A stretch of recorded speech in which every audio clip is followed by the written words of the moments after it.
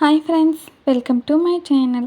ఈరోజు వీడియో చాలా ఈజీగా టేస్టీగా చేసుకునే బెండకాయ వేపుడు అండి.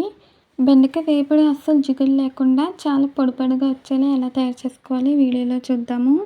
బెండకాయ వేపుడు కోసం ముందుగా బెండకాయని ఇలా శుభ్రంగా కడిగి పెట్టేసుకోవాలండి. కాసేపు వాటిని అలా వదిలేయాలండి, తడి లేకుండా ఆరిపోవాలి. ఇప్పుడైతే మనకి బెండకాయలు ఆరుతూ ఉంటుందండి. నేనైతే ఈరోజు పప్పులోకి బెండకాయ వేపుడు చేస్తున్నాను. ఇప్పుడైతే మీకు పప్పు కూడా తయారీ విధానం చూపిస్తానండి. ఇప్పుడైతే మనకి బెండకాయలు అయితే ఆరిపోయినాయండి. ఆరిపోయాక వీటిని ఇలా ముక్కలుగా కట్ చేసుకోవాలి. బెండకాయ ముక్కలు మరీ సన్నగా తరిగితే మనం కలిపినప్పుడు ఎక్కువ పేస్ట్లా అయిపోతుందండి, జిగురు వచ్చేస్తుంది. ఇలా కొంచెం మీడియం సైజ్గా కట్ చేసుకోవాలి. అప్పుడు మనకి వేపిడి పొడి పొడిగా వస్తుందండి, జిగురు లేకుండా ఉంటుంది. ఇలా ముక్కలుగా కట్ చేసాక కూడా కాసేపు వదిలేయాలండి, అప్పుడు బాగా ఆరిపోతుంది. ఇప్పుడైతే మనం పెసరపప్పు నిమ్మకాయ తయారీ విధానం చూద్దామండి. ముందుగా ఇక్కడ నేను ఒక చిన్న గ్లాసు పెసరపప్పు తీసుకొని 3 సార్లు వాష్ చేసాను. ప్రెషర్ కుక్కర్లోనే చేస్తున్నానండి.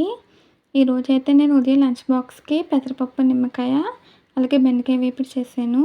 ఇప్పుడు ఇందులోకి రుచికి సరిపడా ఉప్పు, కొంచెం కారం, తగినంత పసుపు, అలాగే సన్నగా పొడుగ్గా తరిగిన ఒక ఉల్లిపాయను ముక్కలుగా కట్ చేశానండి. ఇప్పుడు పచ్చిమిర్చి వేసాను. తర్వాత కొంచెం కరివేపాకు వేయాలండి. ఒక గ్లాసు పెసరపప్పుకి 2 గ్లాసులు వాటర్ వేసుకోవాలండి. వాటర్ వేసానండి ఇప్పుడు. తర్వాత ఇది ఒకసారి కలుపుకోవాలి. తర్వాత ఇప్పుడు మూత పెట్టేసి 3 విజిల్లు వేయించుకుంటే సరిపోతుందండి. లేదంటే పెసరపప్పు కాబట్టి 2 విజిల్లు అయినా కూడా సరిపోతుంది. ఇప్పుడు మూత పెట్టేసి మీడియం ఫ్లేమ్లో పెట్టి మనం విజిల్లు అయితే వేయించుకుందామండి. ఇప్పుడైతే మనకి పప్పు రెడీ అయిపోతుంది. ఇక్కడ విజిల్ వచ్చేసేయండి. నేనైతే 3 వేయించాను. ఇప్పుడు ప్రెషర్ పోయాక మూత తీసుకోవాలండి. స్టవ్ ఆఫ్ చేసాను. ఇప్పుడు ప్రెషర్ పోయిందండి. ఇప్పుడు మూత తీస్తున్నాను.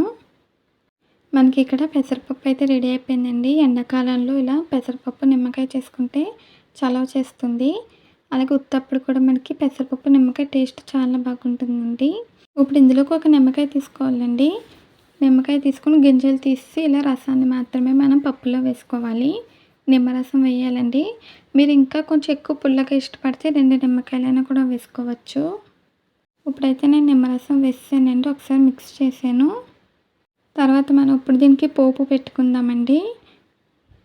కరివేపాకు, ఎండుమిర్చి, వెల్లుల్లిపాయలు, ఆవాలు, జీలకర్ర అన్నీ కూడా తీసి పెట్టుకున్నానండి. నిమ్మకాయ అయితే నేను పిండేసాను కదా, ఇంకా మనకి నిమ్మకాయ అవసరం లేదండి. ఇప్పుడు పోపు కోసం ప్యాన్ పెట్టి ఆయిల్ వేసాను. ఆయిల్ కొంచెం హీట్ అవ్వాలండి. తర్వాత మీకు చూపించిన ఇంగ్రీడియంట్స్ అన్నీ కూడా ఆయిల్లో వేసి వేయించాలి. జీలకర్ర, ఆవాలు, వెల్లుల్లి, కరివేపాకు, ఎండుమిర్చి వేసి వేయించాలండి. ఫ్రై అయిపోయింది. ఇప్పుడు ఈ పోపుని మనం పప్పులో వేసేద్దాము. అంతేనండి, చాలా ఈజీగా టేస్టీగా మనకి ఇక్కడ పెసరపప్పు నిమ్మకాయ రెడీ అయిపోయింది. ఎప్పుడు ట్రై చేయకపోతే ఒకసారి ట్రై చేయండి. చాలా రుచిగా ఉంటుంది, పుల్లగా చాలా బాగుంటుందండి.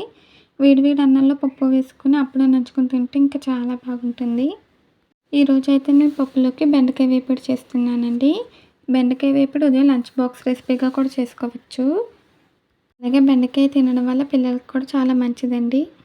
మీరు కనుక ఫస్ట్ టైం మా ఛానల్ చూస్తున్నట్టయితే ప్లీజ్ లైక్, షేర్, సబ్స్క్రైబ్ చేయండి. ఇప్పుడైతే మనకి బెండకాయలు బాగా ఆరిపోయినాయి. ఇప్పుడు ప్యాన్ పెట్టి ఆయిల్ వేసానండి. తర్వాత కొంచెం జీలకర్ర, వెల్లుల్లిపాయలు వేసి ఒకసారి కలుపుకోవాలి, వేయించాలి. ఇప్పుడు ఇందులోకి సన్నగా తరిగిన ఒక ఉల్లిపాయని ముక్కలుగా కట్ చేసి వేయాలండి. ఒక ఉల్లిపాయ సరిపోతుంది. ఇప్పుడు కరివేపాకు, కారానికి తగినంత ఎండుమిర్చి వేసి వేయించాలండి. ఉల్లిపాయలు లైట్గా గోల్డ్ కలర్ వచ్చేంత వరకు ఫ్రై చేయాలి. ఇలా ఒకసారి ట్రై చేయండి. బెండకాయని ఇష్టపడని వాళ్ళు కూడా బెండకాయ వేపుడుని ఇష్టంగా తింటారు. చాలా బాగుంటుందండి. అన్నంలోకి, అలాగే రసంలోకి, పప్పులోకి కూడా వేపుడు చేసుకోవచ్చు. చాలా బాగుంటుంది. అలాగే మనకి బెండకాయ వేపుడు కూడా తొందరగానే కుక్ అయిపోతుందండి. ఇప్పుడైతే ఉల్లిపాయలు ఫ్రై అయిపోయినాయి. తర్వాత మనం కట్ చేసి పెట్టుకున్న బెండకాయ ముక్కలన్నీ కూడా వేసేసి ఒకసారి కలుపుకొని వేయించాలండి ఒక 2 నిమిషాల పాటు. నేను చెప్పిన విధంగా ట్రై చేయండి. జిగురు లేకుండా బెండకాయ వేపుడు చాలా బాగా వస్తుంది, పొడి పొడిగా వస్తుందండి. రైస్లోకి కూడా చాలా బాగుంటుంది. బెండకాయ వేపుని కలిపేటప్పుడు మరీ ఎక్కువ సార్లు కలపకూడదండి. అంతా మిక్స్ అయ్యే వరకు కలిపితే సరిపోతుంది. బాగా ఎక్కువగా కలపడం వల్ల కూడా మనకి ఇందులోంచి జిగురు వస్తుందండి. ఒక 2 నిమిషాలు వేయించాను. ఇప్పుడు ఇందులో రుచికి సరిపడా ఉప్పు, చిటికెడంత పసుపు వేసి వేయించానండి. ఒకసారి బాగా మిక్స్ చేసి వేయించుకోవాలి. ఇందులో ఎంతమందికి బెండకాయ వేపుడు అంటే ఇష్టమో కామెంట్స్లో తెలియచేయండి. ఇప్పుడైతే నేను బాగా మిక్స్ చేసేసానండి. ఉప్పు పసుపు కలిసేటట్టు బాగా కలిపేసాను. తర్వాత మూత పెట్టి మగ్గించుకోవాలి. మూత పెట్టేసి సిమ్లో పెట్టి ఉడికించుకోవాలండి. మనకి బెండకాయలు మొత్తం కూడా సాఫ్ట్గా ఉడికిపోవాలి. మధ్యలో కలుపుకుంటూ ఉండాలండి. ఇప్పుడైతే నేను మూత పెట్టేసాను. మధ్యలో ఒకసారి చూపిస్తానండి. చూడండి ఫ్రెండ్స్, ఇప్పుడైతే మూత తీసానండి. ఇప్పుడు ఒకసారి మనం కలుపుకుందాము. ఇప్పుడైతే మనకి బెండకాయలు కొంచెం అయితే కుక్ అయినాయండి. ఇంకా ఉడకాలి, బాగా మగ్గాలండి. ఇంకా కొంచెం బాగా మగ్గాలి కదంటే అందుకని మళ్ళీ మూత పెట్టేసాను.